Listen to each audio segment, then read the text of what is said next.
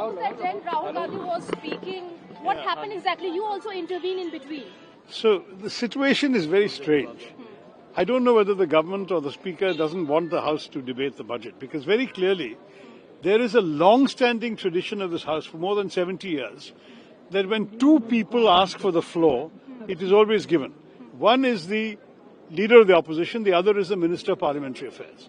Now, we have had two successive presiding officers who refused to let the leader of the opposition speak, whereas the Minister of Parliamentary Affairs, whenever he raises his hand, he's given the floor. Now, that is not correct.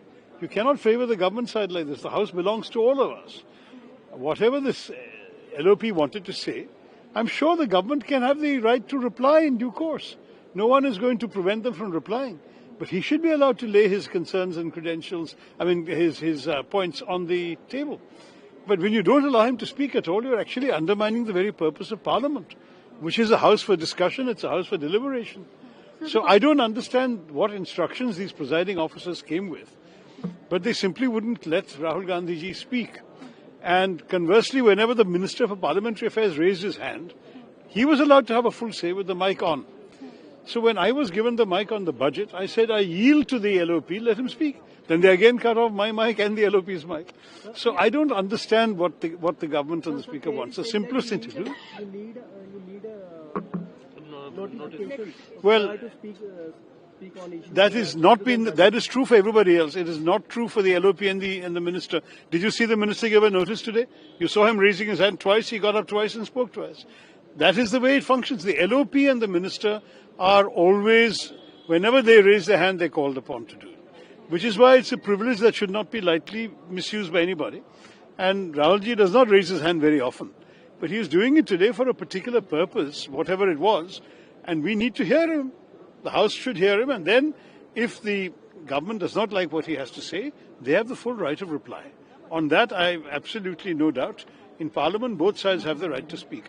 But to deny one side the right to speak is absolutely bizarre. It is not the parliamentary culture that we have been accustomed to over 7 decades of democracy. So also last question, opposition had decided to, file no confidence motion against the Speaker of the Parliament. So when it is going to happen, sir?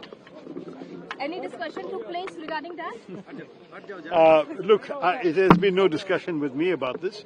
All I know is that there is such an intention, but there is a procedure, and until such a thing is filed, there is no news. I don't know.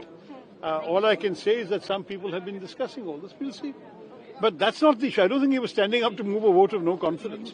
He was standing up to make some points, clarifying some of the allegations made against the opposition, such as that the women MPs were going to attack the Prime Minister. And so those kinds of things, I believe, is what the intention was to address. But I don't know, because he's not been given a chance to speak. How do we know what he would have said? Do you think so? The Speaker was, he was favoring, there was anything wrong from The Speaker was not even there. It was the presiding officer. They had named one of the other presiding officers to sit there. And those presiding officers, they are the ones who would not give Rahulji the floor. Tharoor साहब, no confidence notice पे signatures हो रहे हैं, क्या आपने sign कर दिए हैं? कांग्रेस एमपीज ने कहीं नहीं। देखिए, मैं तो अभी कुछ बोलना नहीं चाहता हूँ उस विषय पे, क्योंकि हम तो अलग चीजें के ऊपर बात की है, बस यही होगा। चलिए